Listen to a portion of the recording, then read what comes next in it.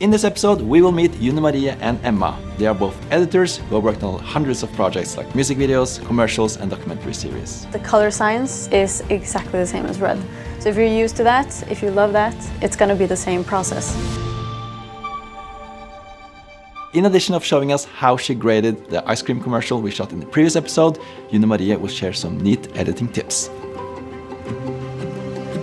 Hi, Emma. Hi, Anders. You've been editing quite a lot of projects now, Yes. in all different types of genres. For those who start learning editing, how to make a story out of the shots they have, do you have any tips on that? I think for me, doing a thorough job when you're selecting and looking through the footage is very important. And I think that will get you quite far. A way that we like to do it, and I think that works good for us, is kind of like color coding the clips. So if someone is speaking, I would maybe give that a designated color. Then feel like, okay, I want to add some more speaking. You know that has its own color and you can easily find it. Being aware of the eye tracing is very important, especially if you have a fast-paced edit. So making sure that what you want the viewer to focus on is roughly in the same area of the screen. If you're cutting to the next shot where all of a sudden now what you want to focus on is on the right side, it will be more jarring. We could talk about editing for hours. We don't have time for that now, but of course we're going to look at the most fun, Yes. for this episode at least, Yeah. The color grading. I love color grading. I think it's very fun. For a lot of quick jobs, the colors straight from the ZR using one of the red LUTs will already give you great quality and performance. But of course, since we have the red color science, this is going to give us a whole new world of options. But it doesn't need to be complicated, so I will take you through a beginner to intermediate level approach of how I like to color grade. In color grading, you have color correction to get it like balanced. You will adjust, everything from the exposure, the contrast, and then you can kind of start to develop more of a look and play around with the personality kind of the video. Yeah. I was lucky in the last episode to direct ice cream commercial. During the shoot, we also had Emma with us. She was my camera assistant and she helped out with transferring the Proxy files from the camera while we were filming. That's pretty cool. That's new for me, so that's very exciting that you're able to work so quickly. So let's go back to the shoot and see how we can upload the Proxy files to the Frame.io server. Okay, Emma, we are halfway through the shoot. Yep.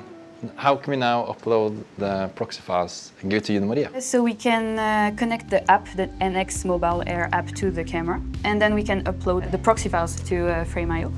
Once you connect the camera and the phone to the same Wi-Fi or to each other with a cable, the phone will detect the camera and it will be visible on the app. You can then pair your Frame.io account to the app and upload the proxy files. A proxy is a low-resolution version of your original file. This is meant to improve efficiency during the editing process, as a proxy file needs less resources from the computer to be processed. These files are automatically linked to the original files so that when exporting, the full resolution files will be used. Transferring files and making proxies can take a bit of time, especially when it's heavy codecs like Red RAW. So being able to skip all those steps and start editing right away will save you a significant amount of time. You can also start sending the material to your clients, who will be able to get a feel of what the final video will look like very early in the process. Well, this is great. It's crazy how efficient you can be to be doing this.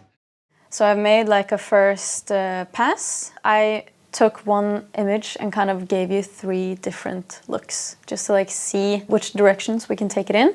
So here we have look number 1, look number 2, and then look number 3. Well, the first one is warm and natural. I think maybe that's more like what I thought in the beginning. And which I like. I was hoping you were going to choose that. Okay. I kind of made this first look first.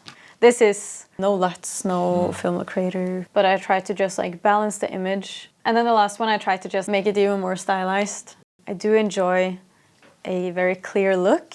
I think with this, it looks a bit too manipulated, so I prefer the first one. So in terms of the colors and the grading for the ZR, the color science, the color space is exactly the same as red. So if you're used to that, if you love that, it's going to be the same process. Because I remember shooting with red cameras and adjust ISO, the color temperature. I know it's sounds a bit geeky, but that thing is very fun. For some reason, if you have shots with different either color temperature or ISO, being able to change it after the fact, so they can all kind of match, for example. That's a good thing. So the kind of workflow I will be taking you through today, I would say, is kind of like a intermediate in-between workflow. You can definitely go way more crazy and have even more advanced techniques. First things first, we are grading in DaVinci wide gamut. I have my output set to Rec. 709 and gamma 2.4 because that's what my display is. One of the things I've noticed is that it's really sharp. I feel like you get a lot of details. Yeah, because this is 6K raw. You can see the like frosting on the ice cream, and so I've kind of made a group for everything that's in the kitchen because it has a lot of similar adjustments that I would make to these clips anyways. You still have the possibility if you go into clip. So this section is completely independent of the groups. So what I have here is what's called a color space transform, which basically takes this red footage and converts it from red raw into DaVinci wide gamut. The purpose of that is just that you can work in the same color space for all of the footage. So oftentimes actually we have footage from all different cameras, but by using this you're kind of converting them and telling them to kind of operate in the same color space. And then I use another color space transform towards the end to just make it into Rec. 709. So you're gonna have a sandwich of color space transform nodes, and in between that's where you kind of work and do your adjustments. Here you can see the template node tree that I use for a lot of projects. So I can just copy this structure. I don't use all the nodes if I don't need to. So what's the first node you have here? So we'll start off with the noise reduction. Usually the rule is to put it in the beginning. Since this is shot with red raw, it doesn't have the like built-in noise reduction. Which is great. Noise reduction in software is a lot better than in cameras. Yeah, since I can decide myself, you can kind of tweak the noise reduction to your liking. So next up, I like to start adjusting the exposure. Since they're all grouped, I make sure that I don't make any crazy adjustments so that they will work across all of the shots. Yeah. Again, there are so many different ways to do this. You have your primary wheels here. You can also use log wheels, HDR wheels, or you can use the curves. Here, I feel like it wasn't necessary to really pull a lot in the shadows, so I just added this 1 point a little bit higher. So that's very, very simple. That's the benefit of having a great starting point. Yeah. So for color correction, so balancing the image, doing basic temp and tint adjustments, what I do is I make a new node. I go into gamma and set this to linear. This way, by doing this, you get a more photo accurate result. So what I like to use is use the RGB values down here rather than just kind of sliding the wheel around, hoping to get kind of a good result. So I want the image to be a bit cooler. One of the next steps will probably be to add some more saturation. We're lucky that we have such colorful subjects in the image, so I think that we should really try and make that pop. So here I've added these like parallel nodes. So these are kind of working independently of each other. Yeah. And so this node, for example, is only getting information from the last node here.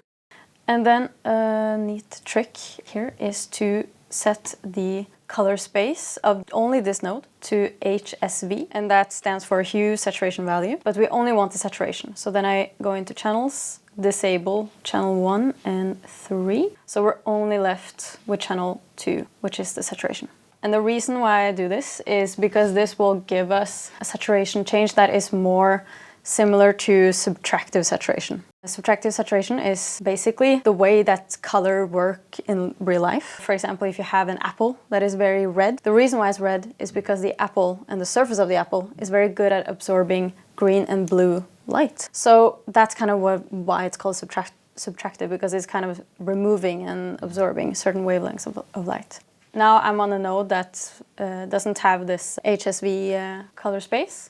What you will see is that the image becomes quite a lot brighter. So by using this trick to add saturation, as you can see, I'm pushing it really far, but the image now feels darker than the previous one.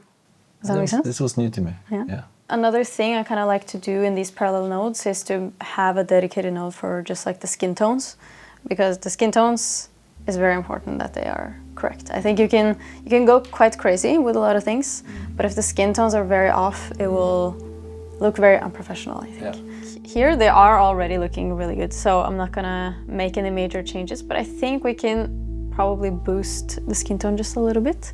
And for that, I like to use the hue versus sat for quick adjustments right now. I think this will be what we need. So I like to just like make sure I'm widening the color selection a little bit, just so we get like a nice roll off. Yeah. So I think just like a very soft touch of the saturation. No need to go too crazy.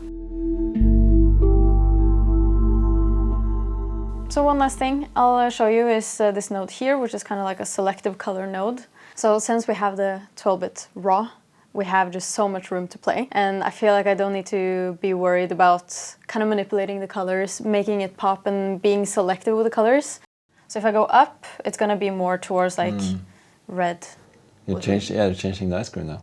This tastes differently in my mouth. Yeah, like now it's raspberry. To me, it has a bit of like a yellowy hue, and I think a more teal, bluish green would look more appetizing. Now I would just kind of like hop around to some of the other shots and just see that it makes sense and tweak if I see like general things.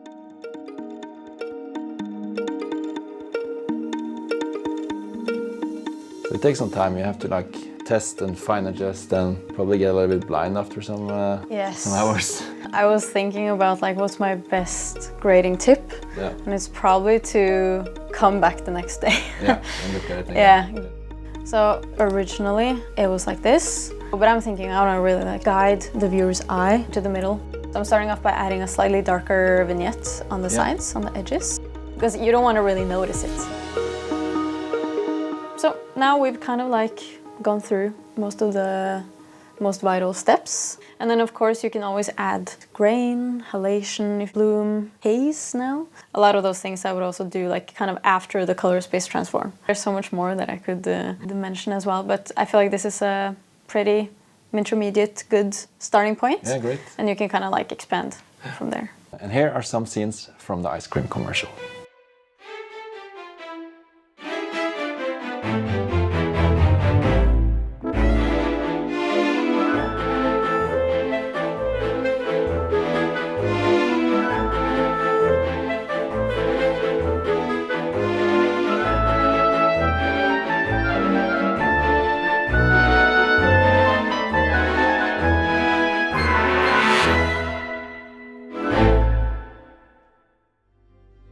All right. Great. What do you think? Good job. Yeah. Is it how you imagined? I really want to get some ice cream now. What's a success? Even though you used some masks and like enhanced some of the colors here and there, you didn't see it when you watched the video. It feels natural in a way. Yeah, that's the best. It should look natural. Yeah, you can go in so many directions there, and you can make it into a horror movie if you want. Inmaria, thank you so much for sharing your tips and knowledge. Thank you. I think the client's going to be really happy. Yeah, hope so. But we're going to shoot more with the Nikon ZR. Yeah, I'm looking forward to grade more. It's going to be fun. Yes. The Red Raw. Already looking forward to the next one. In this series, we have witnessed different creators exploring the Nikon ZR, creating wildlife, documentary, and commercials, sharing their techniques, tips, and tricks. We hope you learned something new, and we can't wait to see how other filmmakers will use this camera. Thanks for watching.